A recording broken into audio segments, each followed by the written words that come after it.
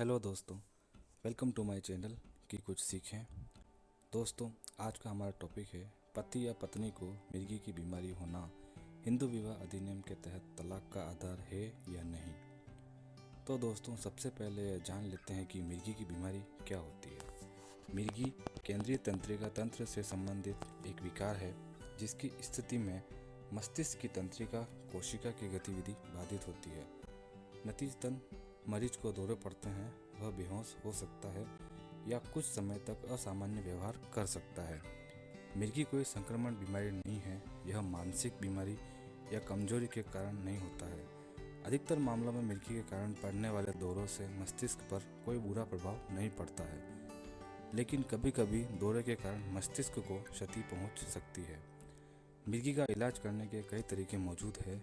मिर्गी के उपचार में मेडिटेशन, सर्जरी और दवा आदि शामिल है। तो दोस्तों, वापस हम हमारे अपने टॉपिक पर आते हैं कि एक महत्वपूर्ण कानूनी फैसले में बॉम्बे हाई कोर्ट ने माना है कि हिंदू विवाह अधिनियम 1955 के तहत मिर्गी को तलाक का आधार नहीं माना जा सकता है। खंडपीठ ने 2016 के फैसले को बरकरार रखा। पारिवारिक अदालत के फैसले ने उस पति को तलाक देने से इनकार कर दिया जिसने यह दावा किया था कि उसकी पत्नी की मिर्गी ने उसे मानसिक रूप से अस्वस्थ कर दिया है। दोस्तों, इस मामले में पति ने आरोप लगाया था कि उसकी पत्नी के मिर्गी के कारण असामान्य व्यवहार और आत्महत्या की धमकियां मिली, जिससे उनकी शादी टूट गई। हालांकि हाईकोर्ट इन दावों से असहमत था और उसने अपने निर्णय के लिए एक विस्तृत तर्क प्रदान किया। न्यायाधीशों ने कहा कि मिर्गी की स्थिति न तो लाइलाज बीमारी है और न ही इसे हिंदू विवाह अधिनियम की धारा 13(1)(3) के तहत आधार बनाते हुए मानसिक विकार या मनोरोगी विकार माना जा सकता है। दोस्तों, यहाँ हिंदू विवाह अधिनियम 1955 की धारा 13(1)(3) में यह कहा गया है कि दूसरा पक्षकार असाध्य रूप से विकृत चित्त रहा है अथवा निरंतर या आंतरायिक रूप से इस प्रकार के और इस हद तक मानसिक विकार से पीड़ित रहा है कि अर्जीदार से युक्तियुक्त रूप से यह आशा नहीं की जा सकती है कि वह प्रत्यार्थी के साथ रहे। अदालत ने आगे इस बात पर जोर दिया कि इस तथ्य का समर्थन करने वाले पर्याप्त चिकित्सा साक्ष्य है कि मिर्गी से पीड़ित व्यक्ति सामान्य जीवन जी सकते हैं। अगर यह मान भी लिया जाए कि पत्नी को मिर्गी की बीमारी है, तो भी इसे मानसिक विकार नहीं माना जाएगा या वह मानसिक रूप से असाध्य रूप से अस्वस्थ हो जाएगी।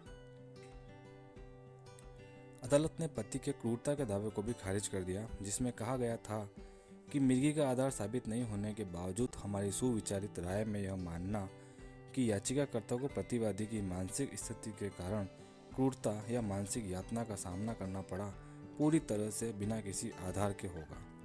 याचिकाकर्ता के पास इस आधार को साबित करने के कोई सबूत नहीं है। इसके अलावा अदालत ने पाया कि पत्नी ने अपने पति के दबाव में आत्महत्या की धमकी भरा पत्र लिखा था, जो उसे अपने वैवाहिक घर से बाहर निकलने की धमकी दे रहा था। पत्नी ने अपने साक्ष्य में स्पष्ट रूप से बताया कि किन परिस्थितियों में उससे यह नोट लिखवाया गया। इसमें यह बताया गया कि पति के दबाव में और केवल वैवाहिक घर से बाहर निकलने से बचने के लिए उसने यह नोट लिखा। यह उसकी साक्ष्य में है कि प्रासंगिक दिन पर वह नशे की हालत में थी और उसे अपने घर से बाहर निकलने की धमकियां दे रही थी।